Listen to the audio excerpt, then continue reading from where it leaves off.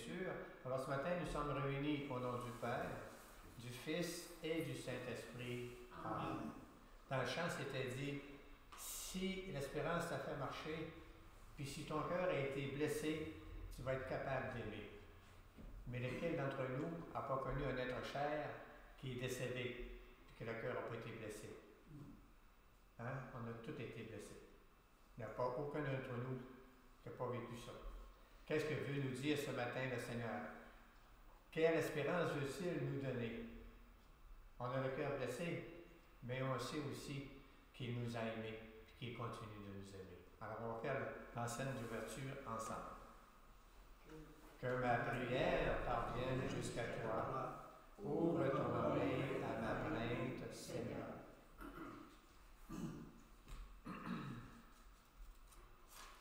Vous savez que nos prières, nos intercessions, ça touche toujours le cœur de Dieu. Alors quand on est 2 ou 3 réunis en son nom, il est présent au milieu de nous.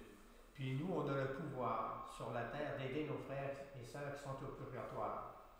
Alors on va faire aussi en même temps l'acte pénitentiel. Je confesse à Dieu. On va le faire ensemble. Mais on va s'unir aussi nos frères et nos sœurs qui nous ont blessé le cœur par leur départ. Je confesse à Dieu Tout-Puissant. Je reconnais devant vous, frères et sœurs, que j'ai péché en pensée, en parole, par action et par omission. Oui, j'ai vraiment péché. C'est pourquoi je supplie la Vierge Marie, les anges et tous les saints, et vous aussi, mes frères et sœurs, de prier pour moi, le Seigneur notre Dieu. Que Dieu Tout-Puissant nous fasse miséricorde, qu'il nous pardonne nos péchés et nous conduise à la vie éternelle. Amen. Prions le Seigneur. Dieu de puissance et de miséricorde, éloigne de nous, dans ta bonté, tout ce qui nous arrête, afin que sans aucune entrave, ni d'esprit ni de corps, nous accomplissions d'un cœur libre ce qui vient de toi. Par Jésus-Christ, ton Fils, notre Seigneur, qui vit et règne avec toi dans l'unité du Saint-Esprit, Dieu, pour les siècles des siècles. Amen.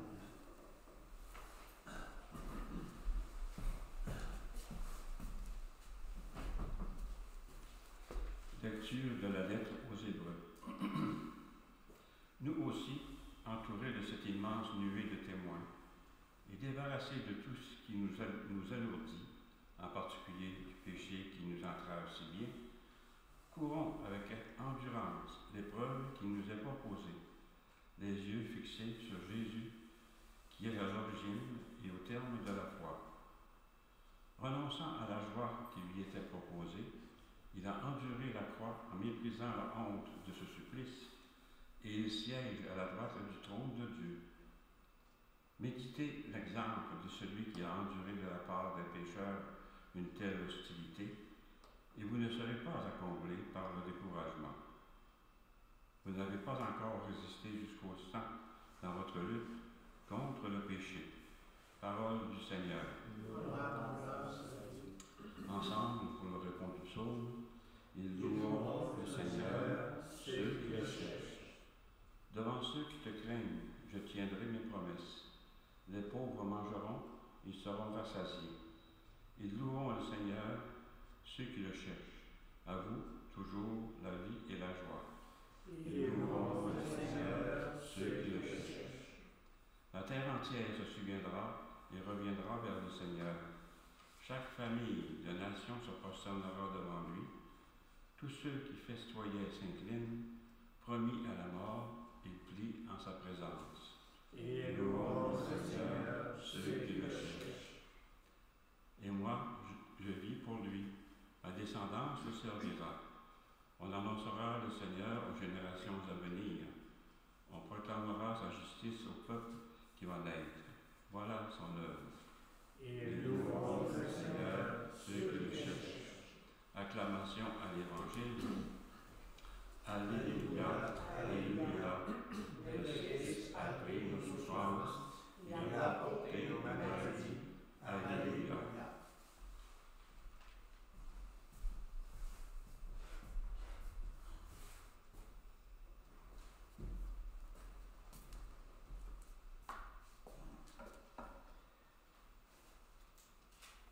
Le Seigneur soit avec vous.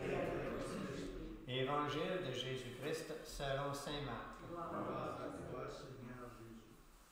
En ce temps-là, Jésus regagna en barque l'autre rive, et une grande foule s'assembla autour de lui.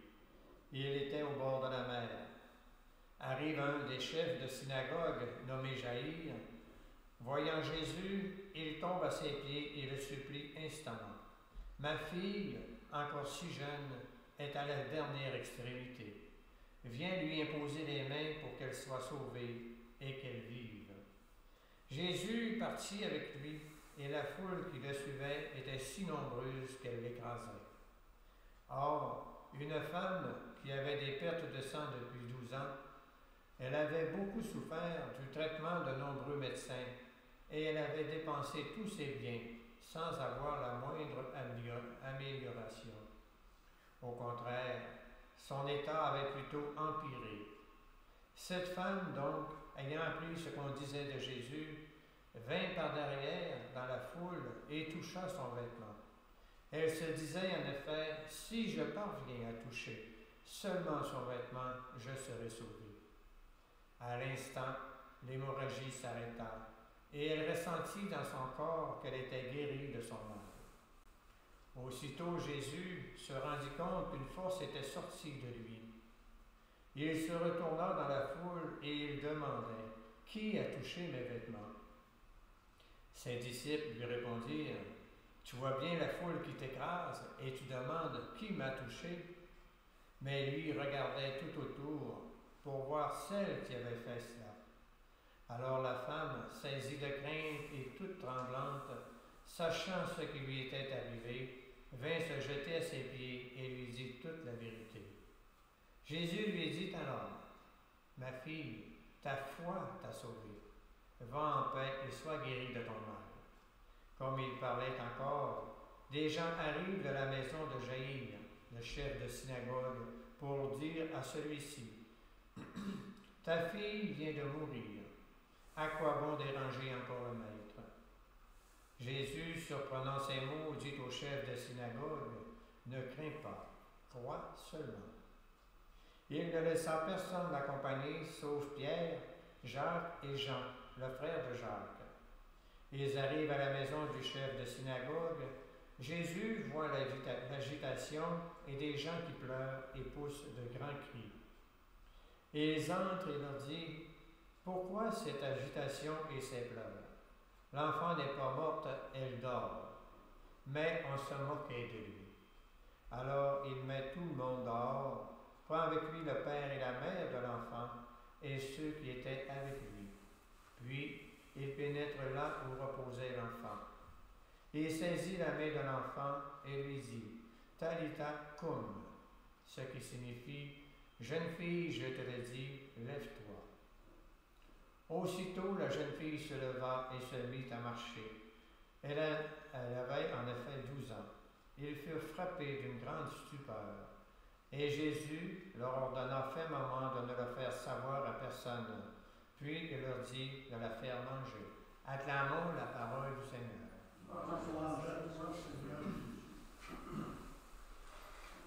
Il y a beaucoup de choses, hein? La mort, il n'y a personne qui peut sauver de ça, là.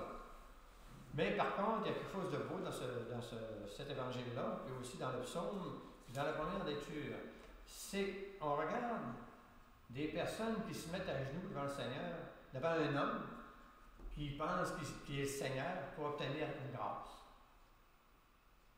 Un chef de synagogue se met à genoux devant un homme, il faut qu'il y ait quelque chose, ou qu'il ait entendu, ou qu'il ait vu quelque chose. Il faut qu'il ait confiance pour qu'il pose un tel geste et se met en acte de soumission et d'adoration. C'est quelque chose, là. Cette femme-là, fait 12 ans qu'elle souffre, qu'elle a des hémorragies. Elle ne va pas voir Jésus. Elle est pas mal plus fine que ça. Vous savez qu'une femme qui perd du sang, elle est déclarée impure. Elle ne peut pas s'approcher de personne. Elle ne peut pas toucher à personne à cause de son impureté. Alors qu'est-ce que fait le Seigneur? Est-ce qu'il la laisse faire? Bien sûr. Il attend qu'il touche. Dieu sait tout, hein? Jésus, il savait tout. Alors il a laissé s'approcher. La femme, elle a juste touché à son vêtement. Elle a senti une guérison. Une femme impure qui touche le Seigneur. Le Seigneur, il cherchait lequel. Il savait bien que c'était elle, mais il faisait semblant de chercher. Puis elle s'est venue se jeter ses pieds. Elle, c'est moi. La foi nous permet, vous et moi, sans être humiliés, de se mettre à genoux devant Dieu.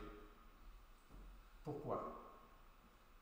Pourquoi on lui dit qu'il est le Seigneur? Il n'est pas les Seigneurs, il est le Seigneur. C'est-à-dire, c'est lui qui est maître de la vie et de la mort. Puis il nous le témoigne ici, dans ce témoignage de cette jeune fille-là.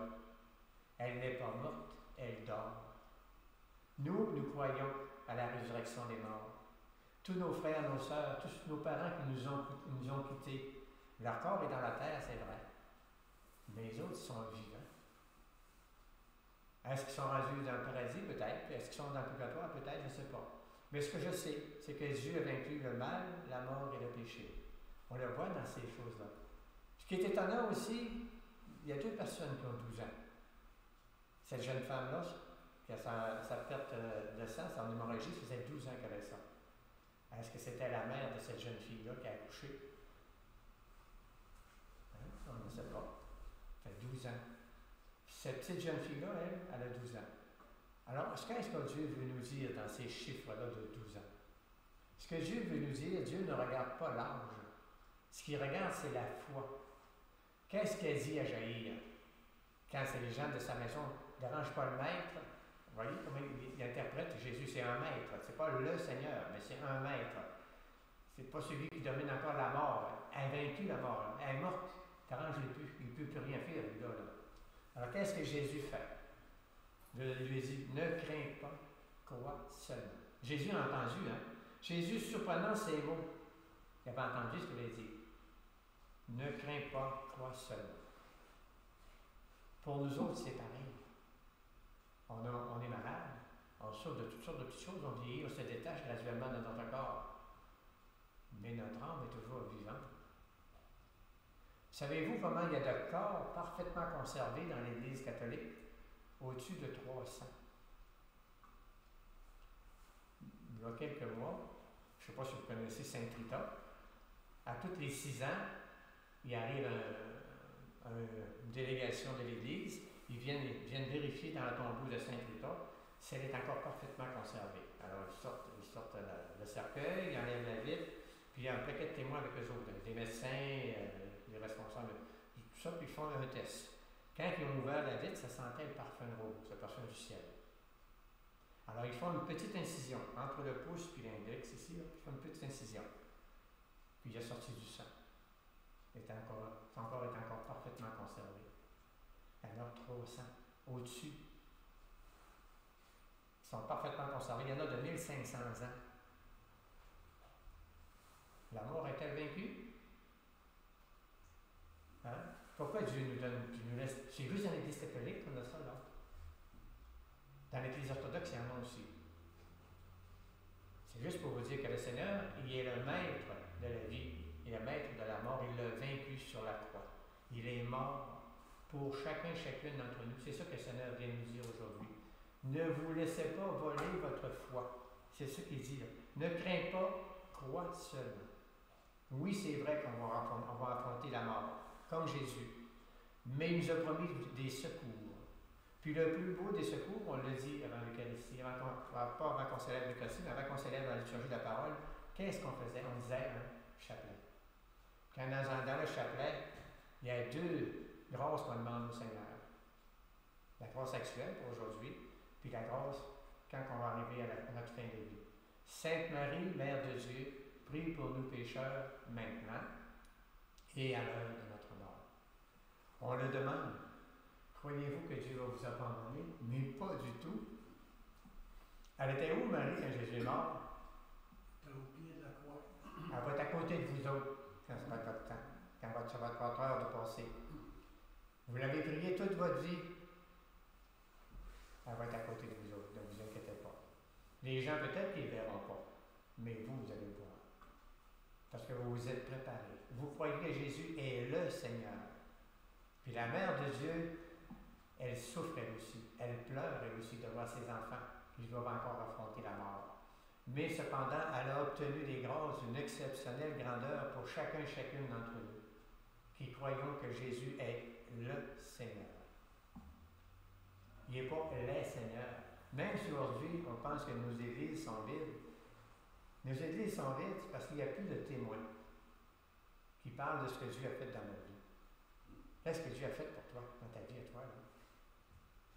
C'est sûr qu'on lit la parole de Dieu, là, mais pour toi, qu'est-ce qu'il a fait? C'est quand tu commences à parler de ta vie, là, tu dis, ah, tu commences à témoigner, là. Alors les gens écoutent. Fais-le, il y a un témoin. Là, ici, c'est des témoins. C'est une petite fille de 12 ans, c'est une femme, tout de même assez âgée, là. C'est 2 personnes qui ont été guéries par Jésus. J'ai été possédé du démon de l'âge de 14 ans à 32 ans. J'en ai fait des conneries. Mais le Seigneur, j'aime ça dire ça, le Seigneur n'a pas permis que le démon m'enlève la vie. Alors, quand on lit la parole de Dieu, elle est efficace. On pense que ça nous passe 50 pieds par-dessus la tête, 50 pieds en dessous, 50 pieds chaque côté, et qu'elle ne nous atteint pas. C'est une fausseté. C'est mal méconnaître la puissance de Dieu et de sa parole. Alors, il a juste dit à cette jeune fille-là, Talita Koum, ce qui signifie jeune fille, lève-toi. C'est la puissance de la parole de Dieu. Tout ça, ce qu'on vient de dire, c'est la puissance de la parole de Dieu. Je vais vous raconter maintenant. Pendant 2 ans, le Seigneur m'a demandé de préparer la parole de Dieu. On préparait 2-3 fois par semaine, puis on lisait la parole avec un thème que le Seigneur nous avait demandé de choisir. Après ça, on devait le donner aux autres pendant 2 ans. Puis moi, la parole, j'ai l'impression que je ne la comprenais pas, puis qu'elle était inefficace pour moi. J'allais voir les prêtres en avant, je disais, ça ne vaut pas cher cette parole-là, je ne comprends rien, moi, ce qu'ils disent là. Ils me disaient courage. Mais moi, dans le mot de ton courage, je peux le mettre où je pense, hein? Parce que ça ne m'atteignait pas, ça ne me touchait pas. C'est ce que je pensais. 2 ans après, le Seigneur m'a assis dans mon lit, m'a réveillé la nuit, puis il me dit, regarde. J'ai regardé, puis là, il m'a montré la puissance de la parole de Dieu. C'est comme une pluie fine qui descend sur notre tête, passe au travers de notre corps, puis descend jusqu'au profond de notre cœur. Puis quand c'est rendu à cette profondeur-là, moi je ne savais pas que j'étais possédé. C'est là que j'ai su que j'étais possédé. Quand la parole est tombée dessus, il a sacré son camp de sortie. Puis là, j'ai entendu dire, seule ma parole avait la puissance pour descendre à cette profondeur-là. C'est beau, hein? Oui. C'est ça la puissance de la parole de Dieu. Dieu, il a vaincu le mal, la mort et le péché. Dans la mort, en ce moment, c'était le démon. Sheol, c'est le prince des démons. C'est ça que ça veut dire le Sheol. Jésus, il a sorti les dehors. Maintenant, c'est Jésus qui est le maître de la mort. C'est les autres qui sont là. Les autres, ils sont vaincus. En plus, ils ont beaucoup de complexes d'infériorité, ces démons-là, parce que maintenant, ils ont été vaincus par Jésus. Puis nous aussi, nous les vainquons par notre foi au Seigneur. Ayez confiance en lui. Vous avez rentré tout à l'heure ici, là. Quand vous allez sortir tout à l'heure, là, vous allez être différent. Pourquoi? C'est que cette parole-là, elle vous transforme, même si vous n'en avez pas connaissance, même si vos sens ne le sentent pas. Ils ont été sauvés par leur foi et non par leur sens. Voyez la différence? Qu'est-ce que Dieu vient nous dire ce matin? Est-ce que tu crois à tes sens ou tu crois dans la foi? L'intelligence n'est pas capable de pénétrer le mystère de la foi. C'est la foi, c'est vaincre le mal, la mort et le péché. Puis dans la foi, il y a une croissance. Quand Jésus nous a donné, à notre baptême, la foi, l'espérance et la charité, et la grâce sanctifiante, nous a donné toutes les capacités nécessaires pour vaincre la mort, le mal et le péché. Cependant, c'était nos premiers représentants de Dieu, nos parents, qui étaient responsables de faire grandir notre foi qu'on avait reçue au baptême. Est-ce qu'ils s'en sont occupés? Chez nous, oui. Dans mon famille, oui. Mais est-ce que sur tout le monde? Je ne sais pas. Puis il y avait des parrains moraines. Mais c'était un parrain moraine, c'était bien plus, encore Dieu que papa et maman meurent, c'est parrain moraine qui ramasse l'enfant. C'était bien plus pour ça que pour la foi. Et à partir de 12 ans, c'est nous qui sommes responsables de faire grandir notre foi. Les talents que Dieu nous a confiés, c'est ça, la foi, l'espérance et la charité. Vous voyez, le responsable de Jaïr, de la synagogue, il y avait une foi que Jésus était le Seigneur. Est-ce que vous croyez que Jésus a vaincu le mal, la mort et le péché? Ça ne veut pas dire que vous ne souffrirez pas, mais dans vos souffrances, Jésus va remplir de sa présence pour vous aider à porter la croix. Parce que maintenant, la souffrance, elle a un sens. On n'est pas des masochistes, on ne souffre pas pour le plaisir de souffrir, mais unis à la passion de Jésus. Puis combien de souffrances on porte quand quelqu'un décède qu'on aime, un jeune enfant, entre autres, comme cette jeune fille-là. Comment ça fait mal? Comment on est blessé profondément? Est-ce qu'on pense à l'unir à la passion de Jésus? C'est pas trop. Je vous raconte un autre. Mon beau-frère, il vient chez nous, puis il arrive avec une photo, puis dans sa main, il y avait un petit enfant qui venait de venir au monde. Il était amené dans sa main. Il avait pris le temps quand il a pris sa photo, là. Puis il dit, mon fils, pas sûr qu'il va vivre. Ben, j'ai dit, t'as-tu demandé au Seigneur? C'est quoi ça? T'as demandé de te laisser plusieurs années, puis après ça, il viendra la rechercher. Ah, c'est pas fou. Le Seigneur a exaucé sa prière. Son garçon, il a vécu 7 ans. 7 ans après, le Seigneur est venu chercher. Ça a été un drame. Je t'avais demandé au Seigneur, puis là, il vient chercher. Mais c'est pas ça t'avais entendu, le Seigneur? Il n'est pas mort, ton garçon. Il est vivant. Ah oui, on peut trouver. Ben oui, ben vous saurez que son garçon, il est apparu plusieurs fois. Puis il dit à son père et à sa mère, ne pleurez pas, je suis bien, je suis heureux et je suis joyeux. Ils ne sont pas morts, ils sont vivants. On s'en va tous par là. Ça vous va? Un jour, vous allez avoir votre billet d'avion pour retourner chez vous. Je ne sais pas quand je vais le savoir. Hein? Ça peut être pas qu'il doit avoir vous autres, hein? Ça peut être un cancer. Puis je vais le mettre en avant ici, puis je vais marquer mon billet d'avion pour retourner chez nous, cancer. Comprenez? Je ne veux pas me faire soigner, moi, je vais m'en aller chez nous. Si le Seigneur me dit de me faire soigner, je vais le faire, mais moi, ça ne m'intéresse pas. Moi, ce qui m'intéresse, c'est de retourner chez nous. C'est ça que le Seigneur vient nous dire ce matin. On n'est pas tout seul. On a une panoplie de personnes qui sont déjà rendues, puis Dieu vient nous dire ce matin cette belle joie. Je suis avec vous, je vous aime, j'ai donné ma vie pour vous autres. Puis la preuve, il vient nous en donner des belles preuves ici. Est-ce qu'on croit? Hein, la foi, c'est ça, la foi.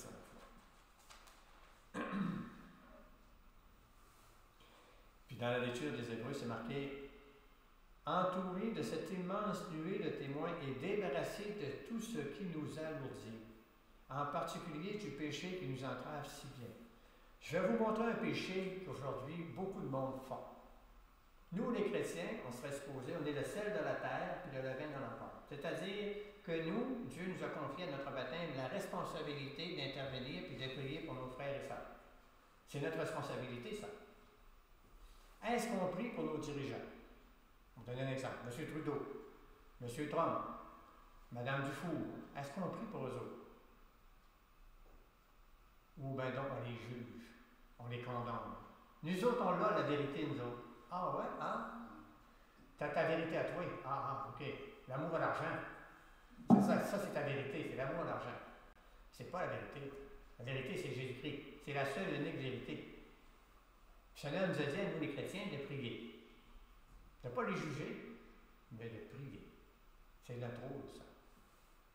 De prier pour M. Trump, même s'il bouleverse toutes les affaires, ça n'a aucun rapport. Dieu peut aller y toucher et peut se convertir radicalement. C'est l'œuvre de Dieu, ce n'est pas nos œuvres nous autres. Nous, notre pouvoir à nous autres, c'est d'intercéder sur le Seigneur, sur le cœur de Dieu, pour ces hommes-là qui dirigent les pays. Comprenez? On a vu quelque chose. Trump et Trudeau se sont parlé. M. Trump et M. Trudeau, puis ont reculé ça de 30 jours. L'imposition des taxes. Comprenez ce que je veux dire? Suivez pas ce que le monde vous dit. Suivez ce que Dieu vous dit.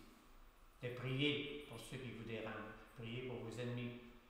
Ne les jugez pas, ne les condamnez pas. Priez pour vos dirigeants. L'Esprit du monde, c'est pas ça qu'il dit. Nos journaux sont bombardés, puis la télévision nous bombarde, que Trump est un monstre, puis M. Trudeau, il ne s'est pas dirigé, puis Mme Dufour a essayé d'acheter toutes sortes de choses. Comprenez ce que je veux dire? Ils veulent qu'on juge. Dieu ne veut pas qu'on juge. On a un discernement. Dieu veut qu'on discerne le bien du mal. Oui, mais pas juger. Il y a une énorme différence. Hein? C'est ce que vous en pensez? Maintenant, je vais aller chercher le Seigneur. Le Seigneur, il est toujours quand même au milieu de nous, parce qu'il y a 2 ou 3 réunis en son nom, il est présent avec nous. Même pour les gens, les internautes qui écoutent sur la caméra, tout ça, dans la télévision, Dieu il est présent. Mais pourquoi on ne le voit pas? Il n'est visible que par la foi. Par notre intelligence, on peut voir des choses, on peut découvrir des choses. Mais à un moment donné, on va devoir embarquer dans la foi. De croire que Jésus a vaincu le mal, la mort et le péché.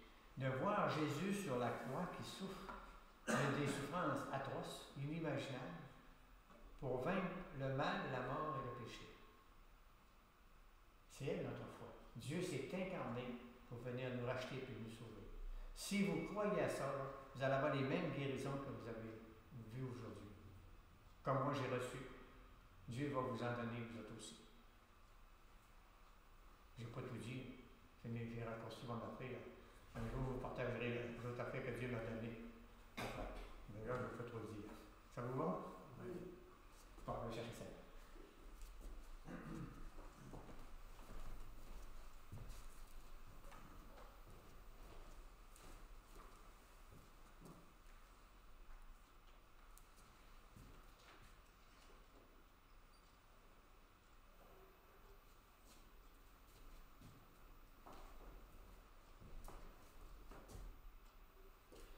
Vous savez, parfois on va parler de la communion. La communion, c'est un instant qu'on s'unit à la passion du Seigneur.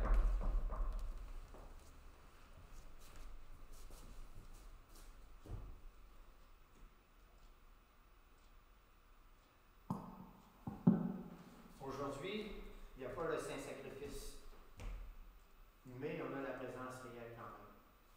Ce qu'on peut faire quand on reçoit Jésus, c'est s'unir à lui.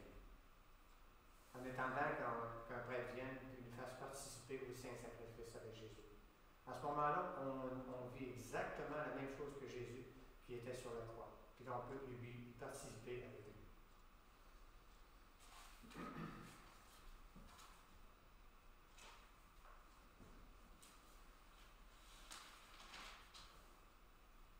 Il est déjà là.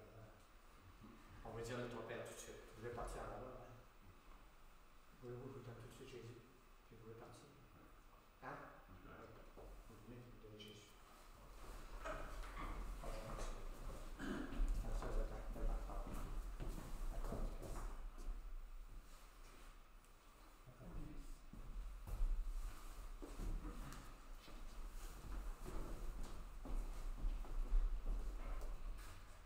Alors vous voyez, il y a une différence. Hein?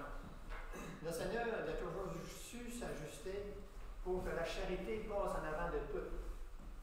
Cet amour qu'il y a pour les frères et sœurs, les malades, les gens, comme nos frères qui viennent de recevoir Jésus, là, ils vont passer un examen à l'hôpital. Quel meilleur soutien que d'avoir Jésus? Dites-moi. C'est quelque chose de meilleur que ça. Il n'y a pas meilleur que ça. Hein? Ah, c'est pour ça que vous me dites, des fois, ils peuvent dire des choses, mais il manque des fois des bouts. Puis ce petit bout-là, moi, ça me chatouille beaucoup. Parce que c'est la charité. Dieu nous aime. C'est vrai qu'on est des hommes, des femmes pécheurs, mais aimés de Dieu. Alors, si vous voulez, on va se lever et on va dire le Notre Père ensemble. On a notre Père qui nous aime, notre Père Qui est dans les cieux, que ton nom soit sanctifié, que ton règne vienne, que ta volonté soit faite sur la terre comme au ciel. Donne-nous aujourd'hui notre pain de ce jour. Pardonne-nous nos offenses, comme nous pardonnons aussi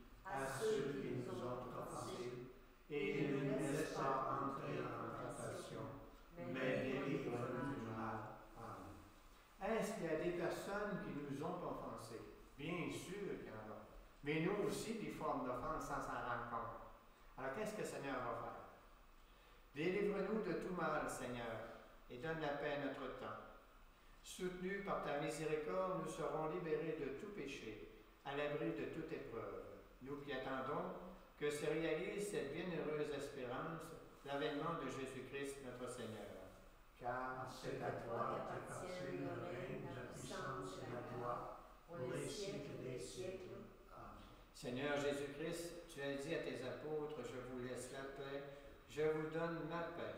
Ne regarde pas nos péchés, mais la foi de ton Église. Pour que ta volonté s'accomplisse, donne-lui toujours cette paix et conduis-la vers l'unité parfaite, toi qui vis et règnes pour les siècles des siècles. Amen. Que la paix du Seigneur soit avec vous. Et avec votre esprit. Échangez entre vous un signe de paix.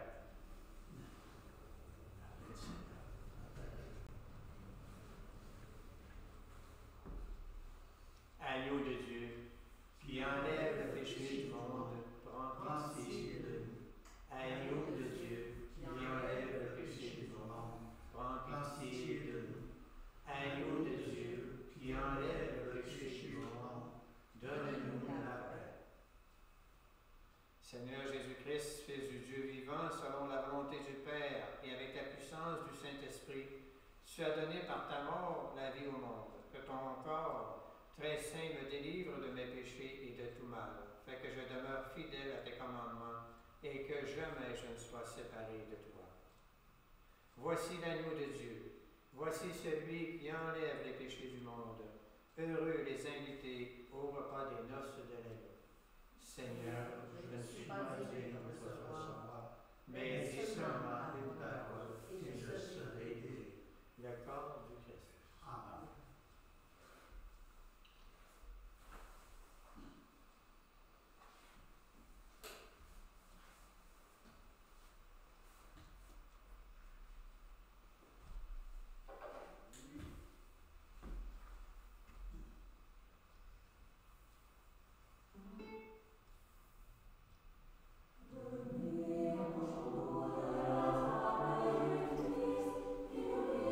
Amen.